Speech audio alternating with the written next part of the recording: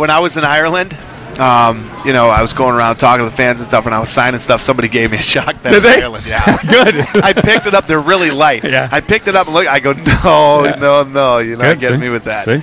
These video blogs. The other thing that was great, the 39 going on 12, the back and forth with you and Marty Cordova. Yeah.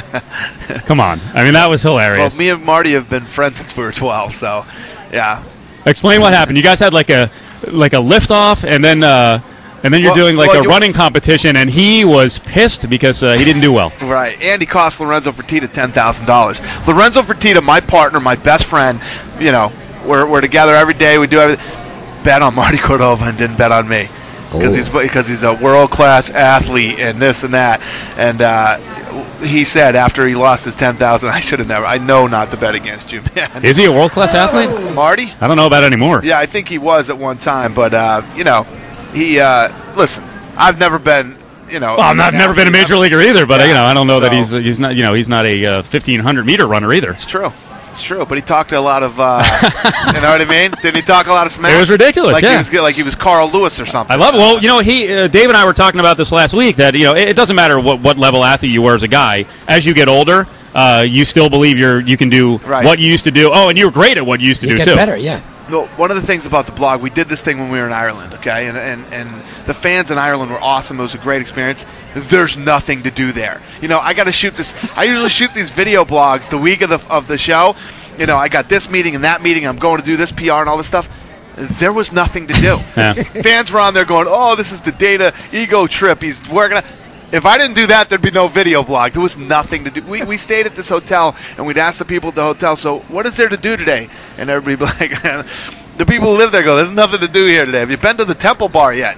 If you don't want to sit in a pub and drink all day, nothing to do. Might be a good home for fighting then. Pretty much we drink and we fight, so let's get more advanced to the fighting. True. Might be a good home for you. I'd like it, yeah. I can't fight, but I can drink and get into fights, and then I lose. Dana White's with us. All right, the last thing I got to mention from the video blog, we've talked a lot about your problems with the HOA in your community. Yeah. You can't tell me that they didn't get wind of this video where you're driving 80 miles an hour in this buggy on Christmas. What are you doing? Who knows? They probably did. Yeah, I know.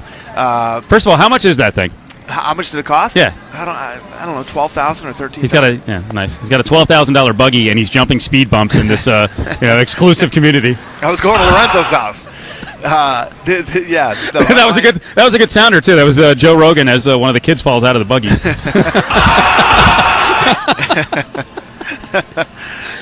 Well, the other thing is I just bought my kids go-karts. Okay. So now we're whipping around the neighborhood in the go-karts and the buggy. And I'm sure they love you. I'm a fun neighbor. Yeah. Fun's a word, yeah. I'm sure it begins with an F. That sounds like a fun neighbor to me. Yeah. It is. I'm serious. I think so, man. All these people, I figured, I've made some money in my life finally moving into a neighborhood where people, got stuff going on. These people got money. They got those. It couldn't be the worst neighborhood in the world, man. Everybody, all they care about is what somebody else is doing. I could care less what other people are doing in their house, in their backyard, in their neighborhood. I don't care. When I'm inside my house, I don't care what anybody's doing. It's not the way. Not the way it is over there, though. So you're a huge boxing fan. We know that. Yep. You come from a boxing background. What do you think about what may have happened over the weekend with Margarito with the plaster falling out of the glove? That's the fight that I watched. I watched that on Saturday night, and the plaster and the glove. He could have went in there with a baseball bat, and he wasn't going to win that fight. Yeah. Plaster, concrete, baseball bat. I seriously haven't seen that kind of a man-sized beating in a heavyweight. I mean, in a big-time championship fight where a guy was such a big favorite, 4-1 favorite, since probably Ali and Sonny Liston. Well, let's just say, from a standpoint, for the sake of argument, that something is found here. Is that one of the things you can take to this moron lawmaker in New York and say, you want to amend your thoughts on mixed martial arts now, buddy? Seriously, I mean, you're boxing's not dangerous apparently, according to this idiot, and yet here's another scandal in this we run across these things all the time. People who are uneducated about the sport or don't know enough about it. At the end of the day, it doesn't drive me crazy like it used to. We continue to grow. We continue to be successful, and it's just going to take time. It takes time, education. It's not easy. And how much closer are you to getting enough support in New York so that we can see the UFC in the Garden? We're very close. It's coming. Yeah, we actually, the Garden is behind us, and you'll see us this year. We'll be at the Madison Square Garden this year in New York. Did someone show you the editorial done by the New York Times late last week? Typical, 10 years ago. Yeah. Sport's not safe. Here's a British study that it shortens lives. Right. Brutal, blood sport, all of that. Right. So what? It doesn't even faze me anymore. At the end of the day, listen, this thing isn't getting smaller; it's getting bigger. We're not going anywhere. Our safety record is second to none. Mm-hmm. Our success record is second to none.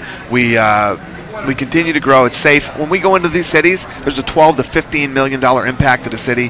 What is the reason why we shouldn't be in New York, Massachusetts, or any other city in the world? Makes no sense.